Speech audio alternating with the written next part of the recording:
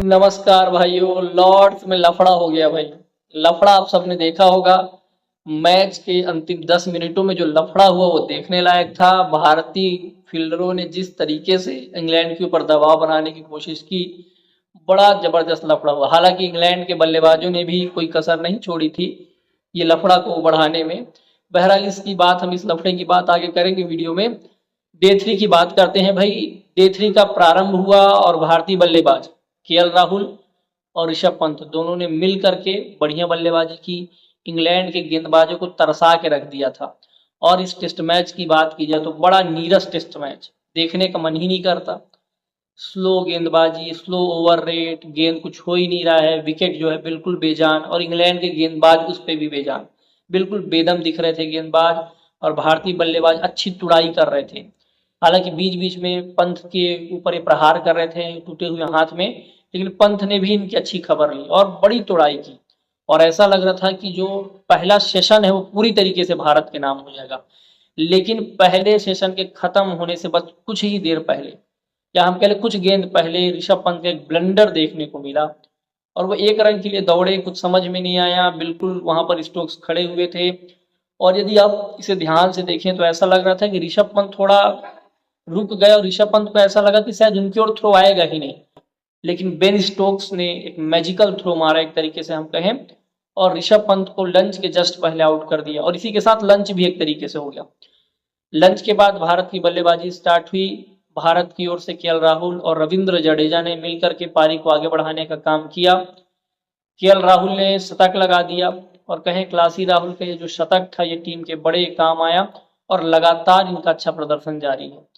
शतक लगाने के हालांकि कुछ ही देर बाद केएल राहुल भी एक तरीके से हम कहें कंसंट्रेशन लैप्स हुआ या क्या हुआ, और केएल राहुल भी शोएब बशीर की गेंद पर आउट हो गए। इसके बाद नीतीश कुमार रेड्डी और रविंद्र जडेजा, इन दोनों ने पारी को आगे बढ़ाया। नीतीश कुमार रेड्डी फंसे फंसे से दिख रहे थे, दोनों के बीच में किसी भी तरीके का तालमेल नहीं था। यदि आपने मैच को ध्यान से देखा होगा तो 3 ऐसे मौके आए थे जब इंग्लैंड के पास रन आउट करने का मौका था, और यदि वहां पर विकेट गिर जाती तो हो सकता था भारत इस मैच में लीड भी खा लेता। लेकिन किस्मत अच्छी थी कि दोनों बल्लेबाज सुरक्षित रहे और दोनों ने पारी को आगे बढ़ाया। नीतीश कुमार रेड्डी लेकिन आगे बहुत ज्यादा पारी को नहीं बढ़ा पाए, अड़सठ से भी चूक गए और वो आउट हो गए। इसके बाद जडेजा और सुंदर ने मिलकर के पारी को आगे बढ़ाया।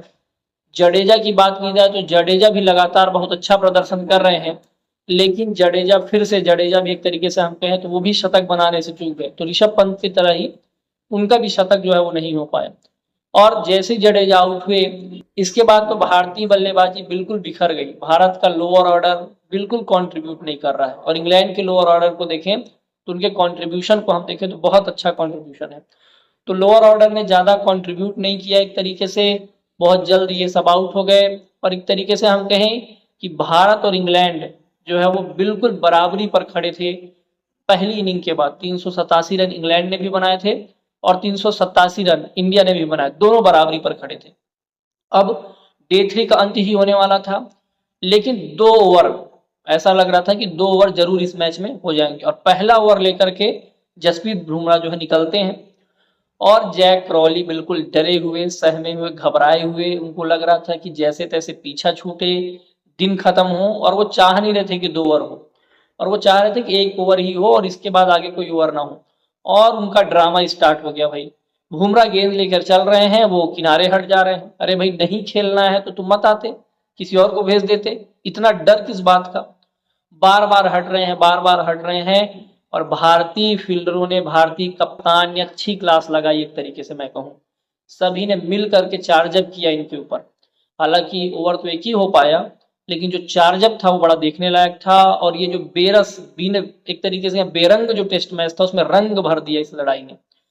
अब देखने वाली बात होगी डे 4 में कि ये जो लड़ाई हुई है, जो लफड़ा हुआ है लॉर्ड्स में, इस लफड़े का फायदा कौन उठाएगा।